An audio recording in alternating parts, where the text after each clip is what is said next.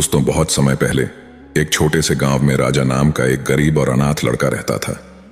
बचपन में ही उसके माता पिता का निधन हो गया था और वह अपने चाचा चाची के पास रहने लगा। लेकिन उसके चाचा चाची उसे हमेशा ताने देते और अपमान करते।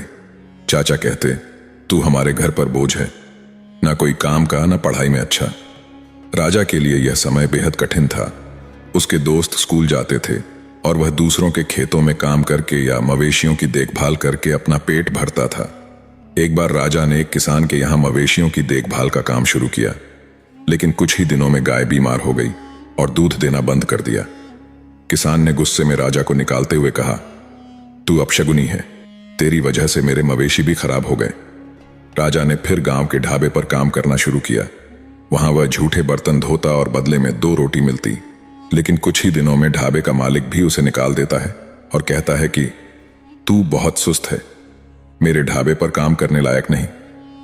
हर बार असफल होने के बावजूद राजा ने हार नहीं मानी। जब भी उसे अपमानित किया जाता वह खुद से कहता, अगर मैं हार मान लूं तो मेरी जिंदगी हमेशा ऐसी ही रहेगी, मुझे लड़ना होगा।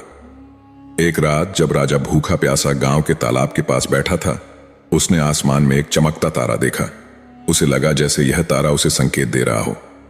उसने खुद से वादा किया, मैं अपनी किस्मत खुद बनाऊंगा, मैं अपनी जिंदगी में एक दिन बड़ा काम करूंगा। अगले दिन राजा ने गांव छोड़कर शहर जाने का फैसला किया। वह पैदल ही शहर की ओर निकल पड़ा। भूखा प्यासा, थका हारा, वह एक निर्माण स्थल के पास पहुंचा। वहां के ठेकेदार ने उसे देखा और कहा, काम करना चाहते हो? राजा ने बिना सोचे समझे हां कह दिया। ठेकेदार ने राजा को ईंटें ढोने का काम दिया। काम कठिन था, लेकिन राजा ने बिना शिकायत किए मेहनत शुरू कर दी। वहां काम करते हुए उसने देखा कि मजदूर अपनी किस्मत को कोसते रहते हैं। लेकिन राजा ने सोचा, अगर मैं इस काम को समझूंगा और मेहनत करूंगा तो एक दिन मुझे मौका जरूर मिलेगा। वह खाली समय में काम को ध्यान से देखता और ठेकेदार से सवाल पूछता। उसने धीरे धीरे निर्माण के हर पहलू को समझना शुरू कर दिया। एक दिन जब ठेकेदार ने उसे बड़ी जिम्मेदारी देने से मना किया, राजा ने कहा, मुझे एक बार मौका दीजिए, अगर मैं असफल हो गया तो मुझे हटा दीजिए। ठेकेदार ने अनमने मन से हामी भरी और राजा ने अपनी मेहनत से सबको चौंका दिया। राजा की लगन ने मजदूरों के बीच उसे लोकप्रिय बना दिया। सभी उसे पसंद करने लगे और उसकी इज्जत करने लगे। कुछ समय बाद मजदूरों ने मिलकर राजा को अपना नेता चुन लिया। नेता बनने के बाद राजा ने मजदूरों के लिए बेहतर परिस्थितियां बनाई और ठेकेदार से निर्माण के हर पहलू को सीखना शुरू किया।